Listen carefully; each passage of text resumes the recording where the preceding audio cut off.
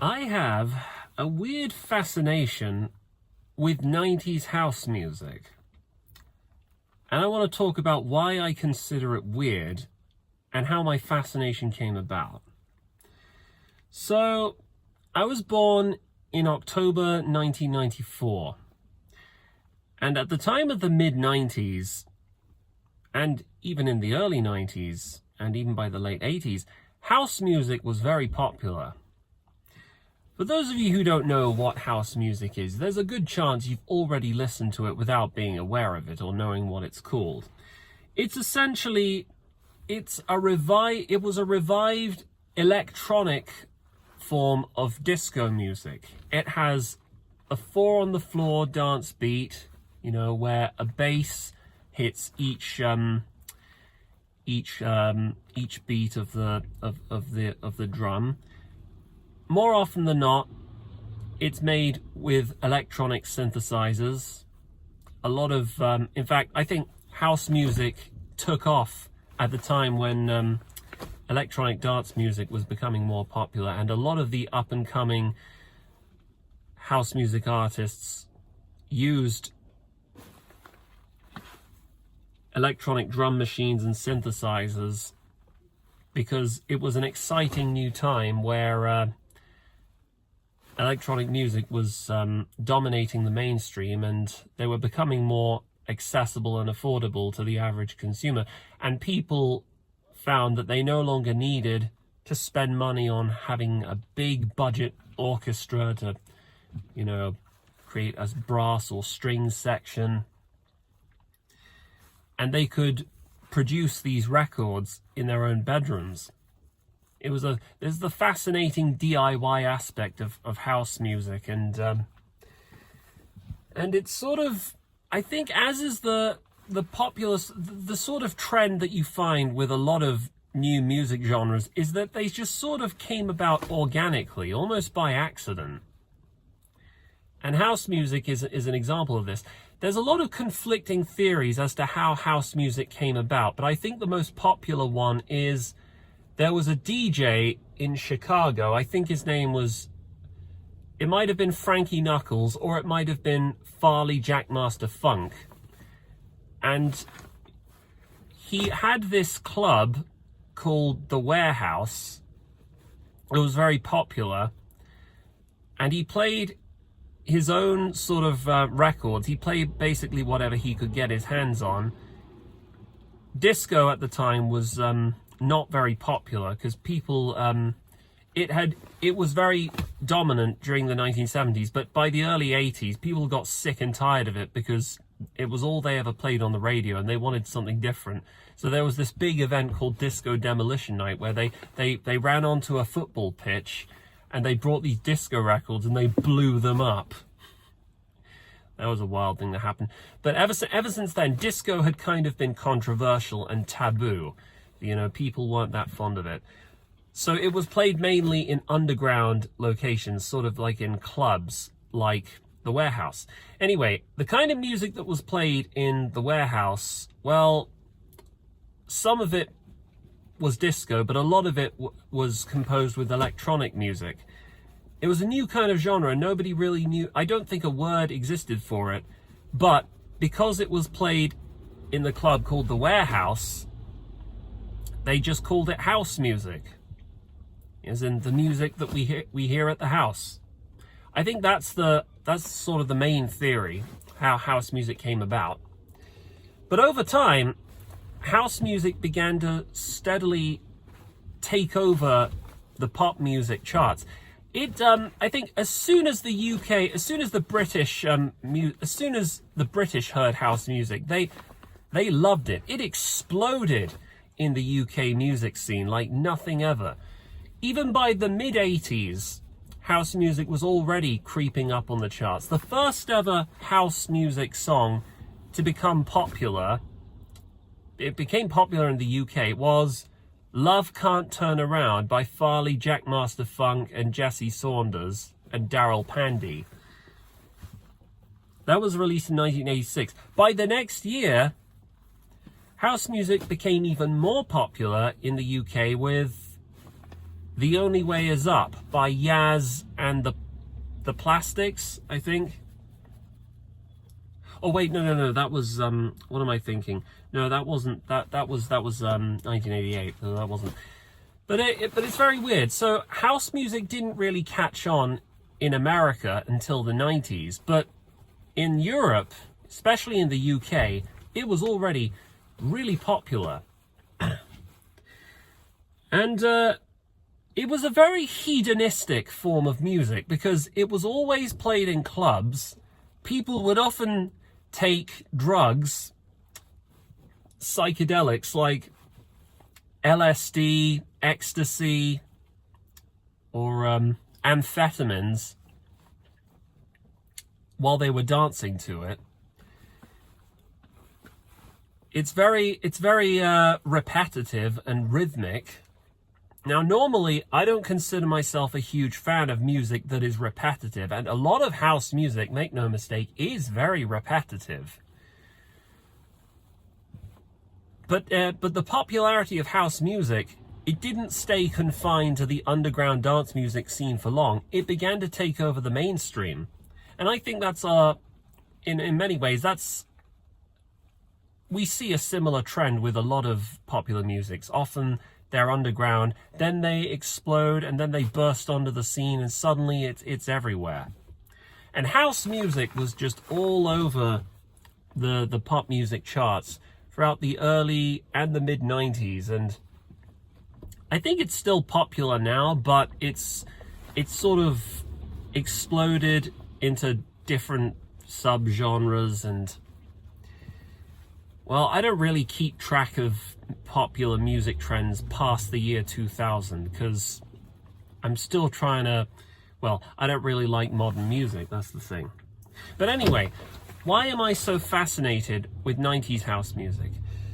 Well, because it's the music that I listened to when I was really young, when I was in my early childhood.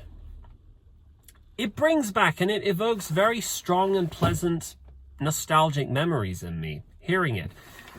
I mean, there are certain songs that you probably never thought you'd heard before in your life, but as soon as you hear them, suddenly you find that these memories, these images come back to you that you'd never, possibly never even seen or never thought much about, and it mentally transports you back to places you never thought you'd been. Like in my case, I've had this experience with, there's one song called Push the Feeling On by Nightcrawlers, the MK Dub remix. Now, objectively speaking, the song is very dull. It's so repetitive, and it doesn't make any sense. It's one of those typical house music that's taken off a chopped up vocal sample. Something like, their lives again, their lives again, their lives again.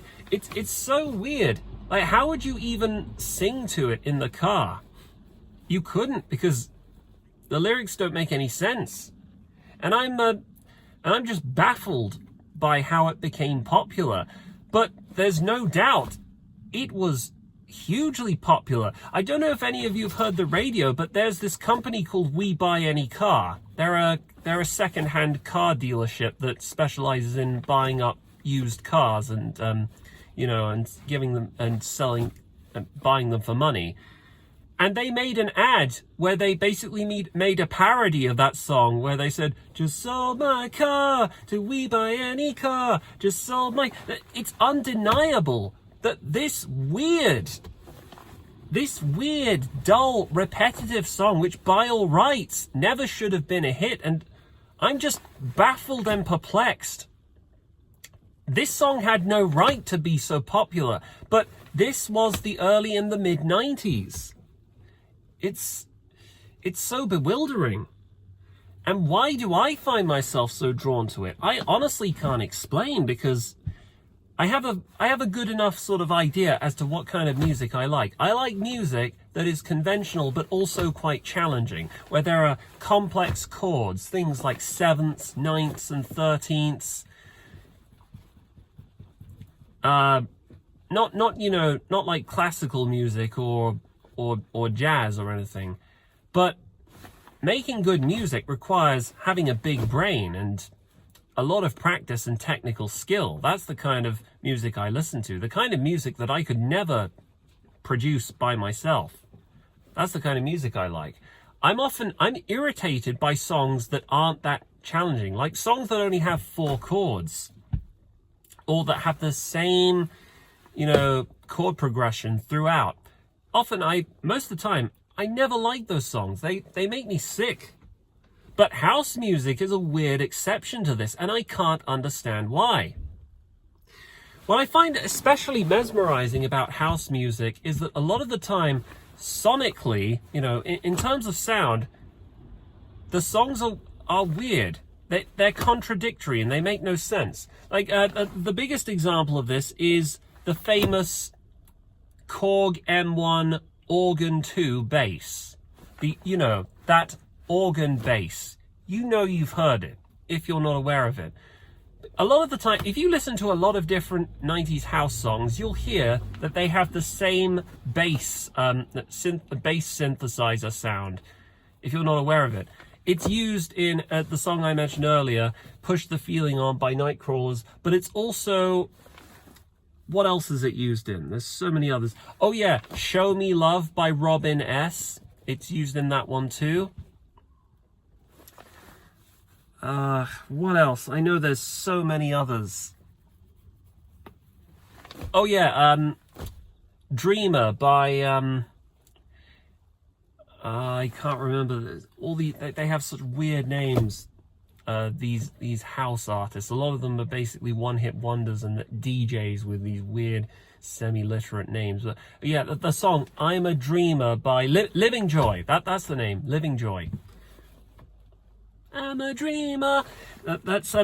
So what's weird about this is that it's polyphonic. This organ bass preset. It makes 2 sounds at the same time. And it's impossible for me to convey this through words. You would have to listen to it to understand what I mean. How did that particular sound, that preset from the Korg M1, why is it that became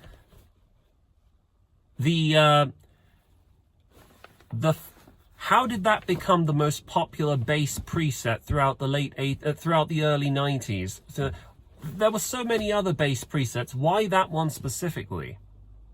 I mean, obviously, a lot of house music was composed with the Korg M1, which was released in 1988. Now, the Korg M1 was and remains to this day the best-selling synthesizer of all time.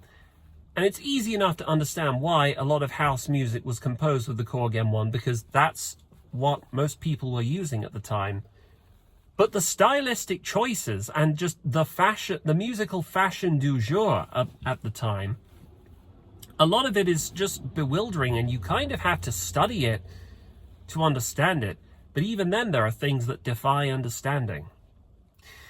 Another thing I find mystifying about house music is the use of chopped up vocal sampling. A lot of I gave you the example with Push the Feeling On. What's really weird about the song Push the Feeling On by Nightcrawlers is it contains vocal samples. It's a remix of a song that was released a few years earlier of the same name, Push the Feeling On by Nightcrawlers, but it was a completely different variation. It was an acid jazz version. And it sounds way better, in my opinion, than the song that would take its name and become more famous. If you can go on YouTube, type in Push the Feeling On Nightcrawlers original, and you'll be amazed by how different it sounds.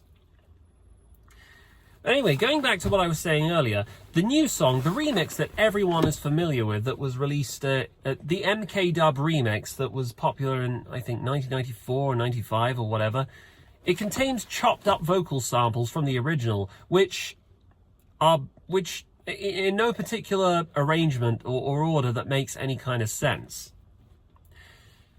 But this is not the only example of this is not the only house music hit that has done this. There's another song that I find mystifying is this song called Renegade Master.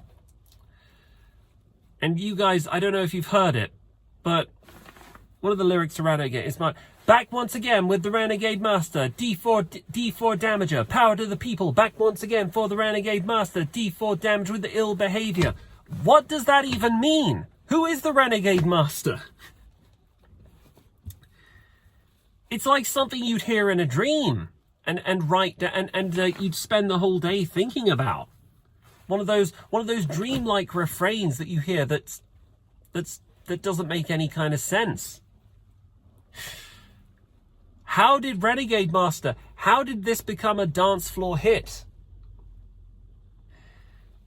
I don't understand. And yet it did. Decades ago.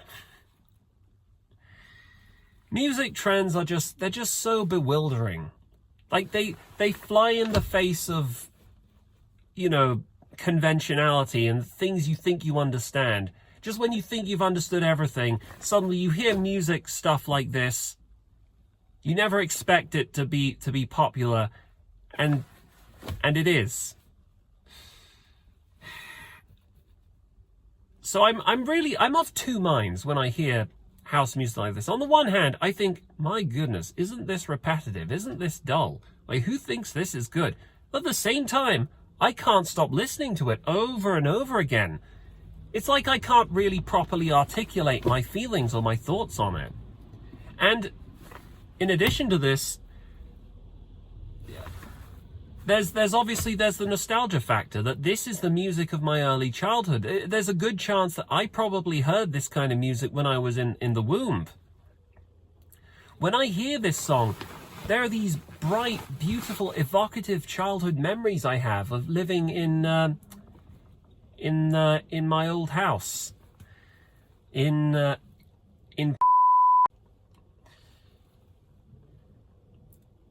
It brings back memories of street lamps, me walking outside, being carefree and blissful, not having any cares for the future. I don't understand how it's able to do this, and yet this is the power that music has on the brain.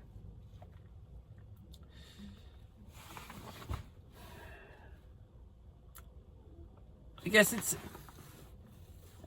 we all have difficulty trying to articulate what our deep personal feelings are, because a lot of the time our feelings just don't make sense. We can't make or work any kind of sense out of them. I guess that's one of the various complexities and absurdities of life, you know? Because we often do have feelings and sensations that don't make sense. And I guess part of the experience of living is coming to terms with and just marveling at them. Overall, I'd say, even though I'm puzzled and baffled by the success of house music, and how nonsensical it is, how repetitive it is, I do like house music. I'm in love with 90s house music. It makes me happy. It takes me back in time. I guess it's a very special feeling, and maybe everyone feels like this secretly with the music of their childhood. Maybe everyone has an inner conflict between what they think they like and understand about music, and the music that they remember listening to as children. But yeah. Anyway. I like house music.